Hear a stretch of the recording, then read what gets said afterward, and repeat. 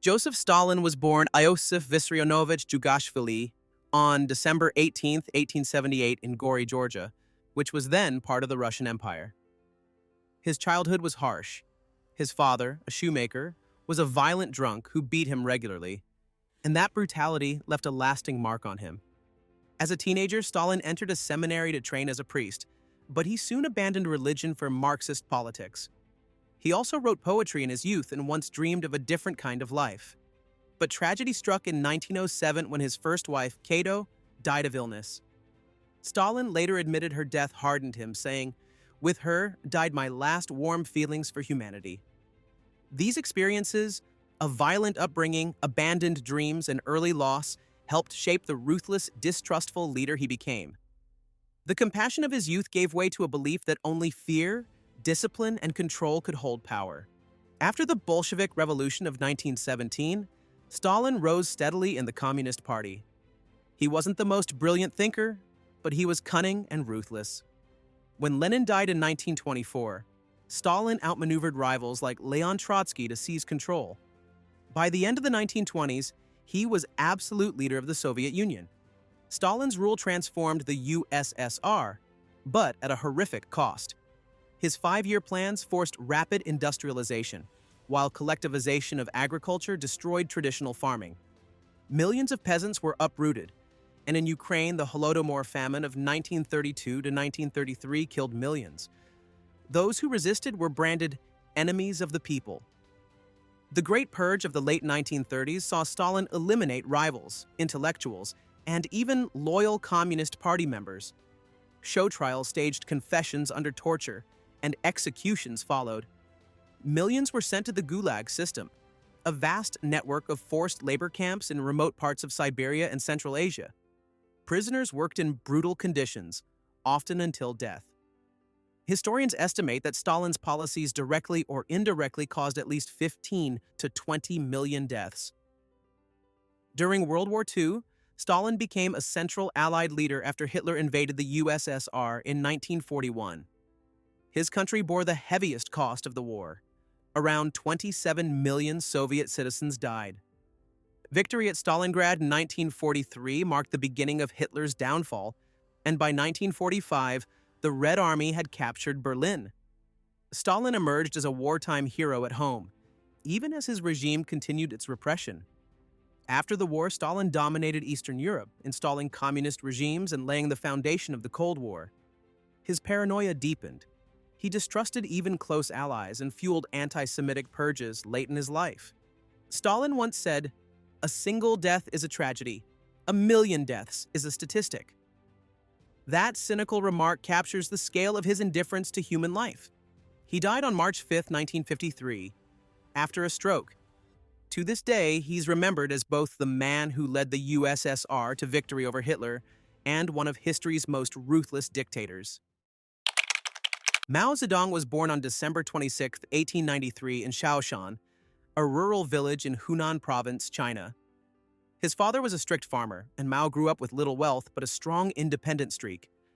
As a young man, he studied Marxism and became involved in revolutionary politics during a time when China was dominated by warlords and foreign powers. In 1921, Mao was a founding member of the Chinese Communist Party, CCP. Over the next 2 decades, he rose through its ranks, partly through sheer resilience. One of the defining moments came in 1934-35 with the Long March, a grueling 6,000-mile retreat by communist forces to escape defeat by the ruling nationalists.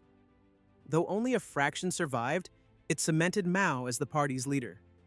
Mao's influence became global in 1949, when the communists defeated the nationalists and established the People's Republic of China. He declared that China has stood up, marking the start of communist rule that continues today, but Mao's rule was marked by radical campaigns that came at enormous human cost. The Great Leap Forward, 1958-62, was meant to industrialize and modernize China quickly, but instead it triggered one of the deadliest famines in history. Tens of millions died as communes failed and food supplies collapsed. Later, the Cultural Revolution, 1966-76, unleashed chaos as Mao encouraged students, known as Red Guards, to attack counter-revolutionaries.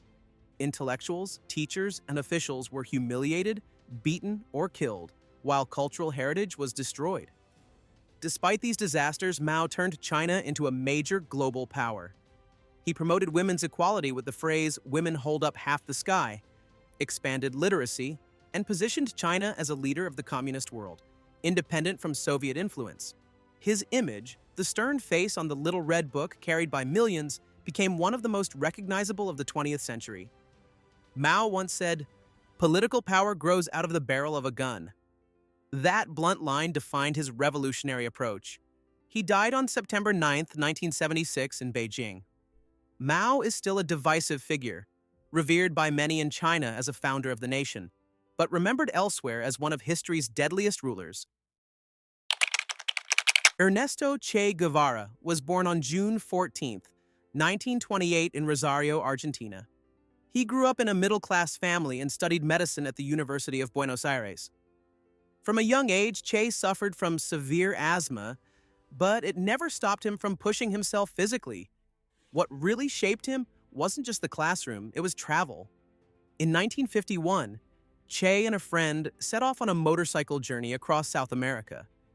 During this trip, he saw extreme poverty, exploitation of workers, and deep social inequalities. He worked briefly in a leper colony, and those encounters left a lasting mark on him. By the time he returned home, Che no longer saw himself just as a doctor in training. He began to see revolution as the cure for the sickness of injustice. Che's political transformation accelerated when he went to Guatemala in the early 1950s. There, he witnessed a US-backed coup that overthrew a reformist government.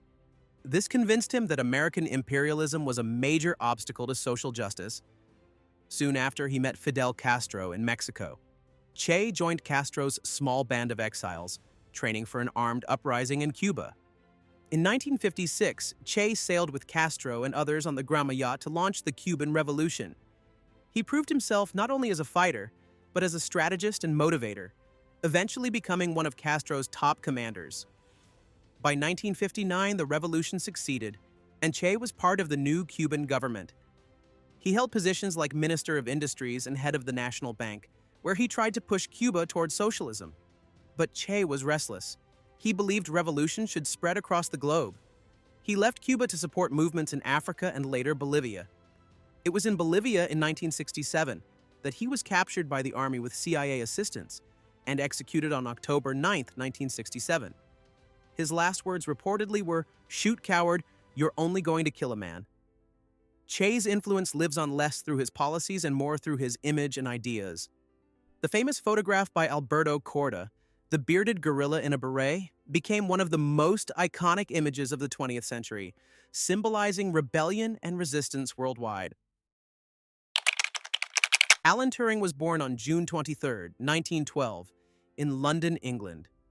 From a young age, he showed unusual talent in mathematics and problem-solving. While his background wasn't dramatic compared to revolutionaries or world leaders, his brilliance would shape the modern world in ways most people don't even realize. During World War II, Turing worked at Bletchley Park, Britain's top-secret code-breaking center. His biggest achievement was helping to crack the German Enigma code, which the Nazis used to encrypt military communications. This wasn't just an intellectual puzzle, and it directly changed the course of the war. By decoding Enigma messages, the Allies could anticipate German troop movements and submarine attacks, saving countless lives and shortening the war by an estimated 2 years. Turing's influence didn't stop at code-breaking. He also laid the theoretical groundwork for modern computing. His idea of a universal machine, now known as the Turing machine, explained how a single device could be programmed to perform any calculation. That concept underpins every computer and smartphone we use today.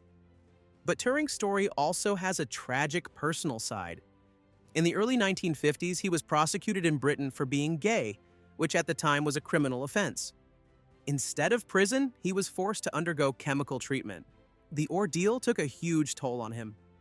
In 1954, he died from cyanide poisoning, widely believed to be suicide, at just 41 years old. Today, Turing is recognized as one of the founding fathers of computer science. In 2013, the British government formally pardoned him, and his face now appears on the UK's 50-pound banknote, a sign of just how far his influence has spread since his untimely death. Elvis Presley was born on January 8, 1935, in Tupelo, Mississippi. He grew up in a poor family, raised on gospel music and Southern blues.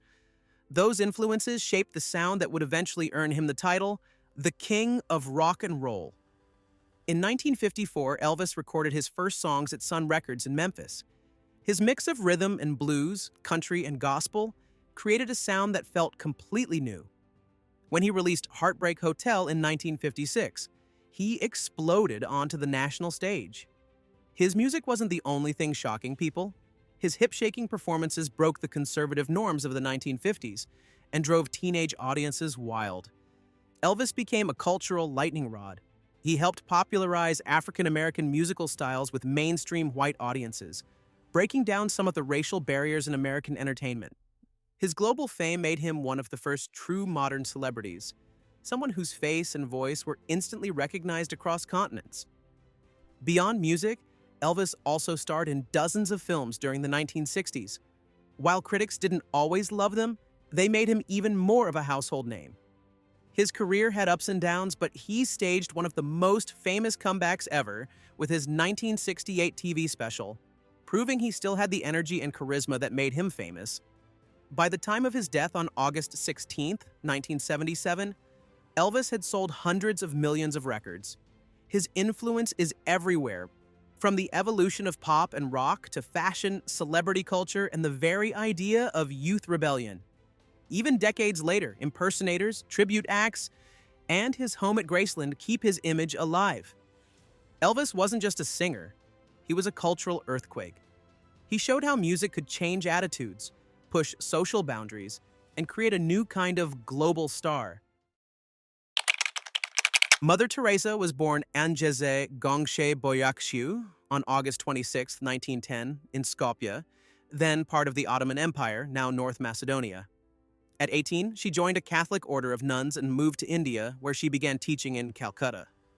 Her life changed in 1946 when she experienced what she described as a call within a call. She left her teaching post to devote herself to caring for the poorest of the poor. In 1950, she founded the Missionaries of Charity, a religious order dedicated to helping the sick, the dying, and the destitute. Mother Teresa became world famous for her work in the slums of Calcutta. She opened homes for people dying of AIDS, leprosy, and tuberculosis, offering dignity to those often abandoned by society.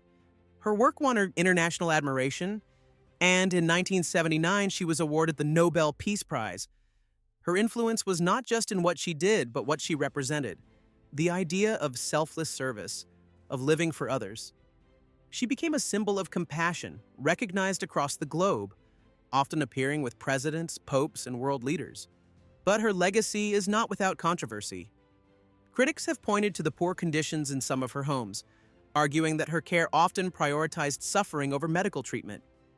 Others accused her of promoting a strict religious agenda, opposing contraception and abortion even in extreme cases. Some even argued her global reputation overshadowed deeper structural problems of poverty.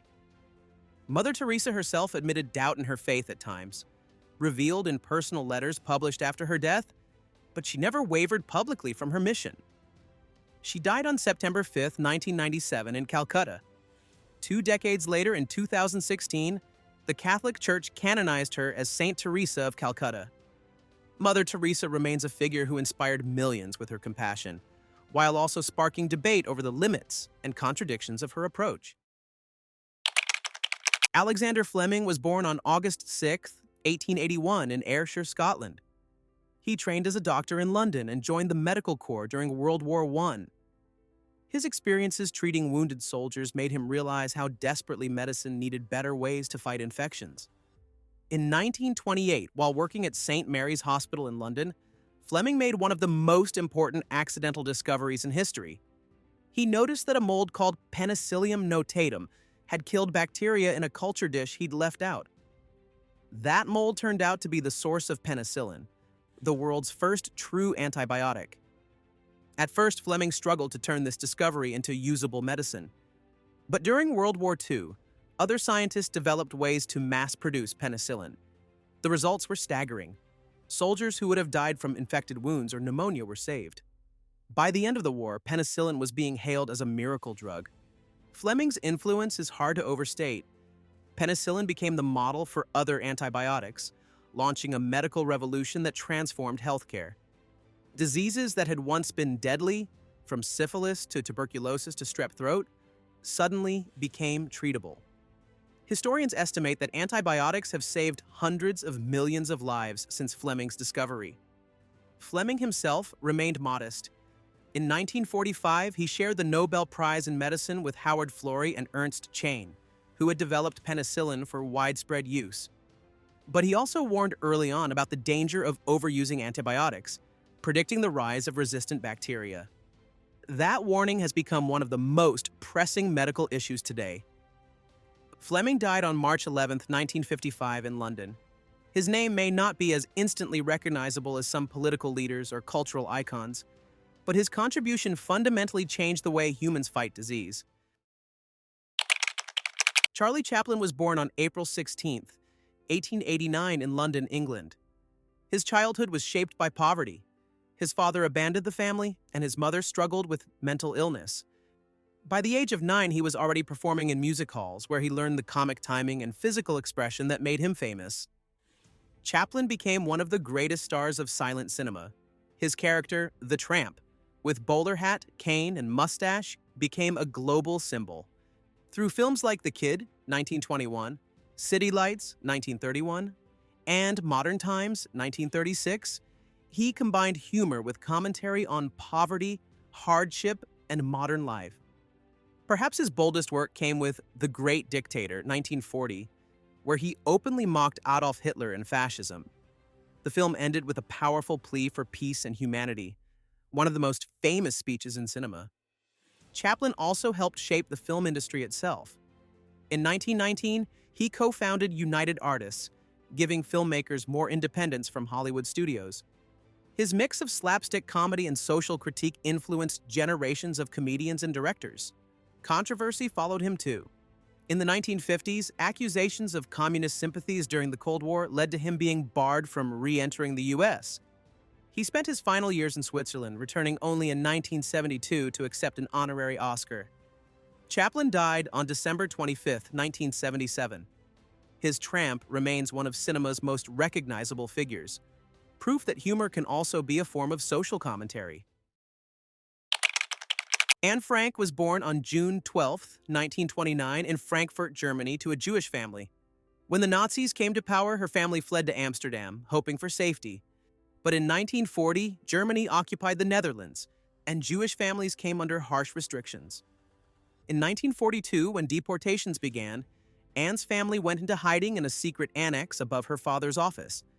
For over 2 years, Anne, her parents, sister, and 4 others lived in cramped rooms, always under the threat of discovery. During this time, Anne kept a diary, recording her thoughts, fears, and dreams. She wrote about daily struggles, her hopes for peace, and her belief in the goodness of people, even in the darkest of times. In August 1944, the family was betrayed and arrested. Anne and her sister Margot were eventually sent to Bergen-Belsen concentration camp, where both died of typhus in early 1945, just weeks before the camp was liberated. Anne was only 15 years old. Her father, Otto Frank, was the only family member to survive. After the war, he arranged for Anne's diary to be published in 1947. The book, later known as The Diary of a Young Girl, became one of the most widely read and translated books of the 20th century. It has sold over 30 million copies worldwide. Anne Frank's influence lies not in political power or invention, but in her voice. Her diary gave a human face to the Holocaust, making the horrors of Nazi persecution real to millions, who might otherwise have seen it only as statistics. Schools across the world still teach her story as a lesson about resilience, hope, and the consequences of hatred. Anne Frank once wrote, "I still believe, in spite of everything, that people are truly good at heart." That line alone has kept her memory alive for generations. Bill Gates was born on October 28, 1955, in Seattle, Washington. Fascinated by computers from a young age, he dropped out of Harvard in 1975 to start a software company with his childhood friend, Paul Allen. That company was Microsoft. Microsoft's big break came when it provided the operating system for IBM's first personal computer in 1981. Gates quickly realized that software, not just hardware, would be the future of computing. By pushing Microsoft Windows onto millions of machines, he helped turn the personal computer into an everyday tool. By the 1990s, Windows dominated the global market, and Gates had become one of the richest men in the world. His influence wasn't only about money. Gates shaped how people used technology. The idea of a computer in every home and on every desk seemed ambitious in the 1970s, but by the turn of the century, it was reality. Microsoft Office, Windows, and Internet Explorer all became staples of modern life. Gates also became known for his philanthropy. In 2000, he and his then-wife Melinda founded the Bill and Melinda Gates Foundation, which focused on global health, education, and fighting poverty. The foundation has spent billions on vaccines, disease eradication, and improving healthcare systems, especially in developing countries. Of course, Gates hasn't escaped controversy. Microsoft was accused of being a monopoly in the 1990s, leading to a major antitrust trial in the United States. More recently, his name has been drawn into conspiracy theories, though none with evidence. Despite these, his reputation as a visionary technologist and philanthropist has largely endured. Bill Gates didn't invent the computer, but he was the one who saw how it could change everyday life. His work helped move the world into the digital age, making him one of the most influential figures of the 20th century and beyond.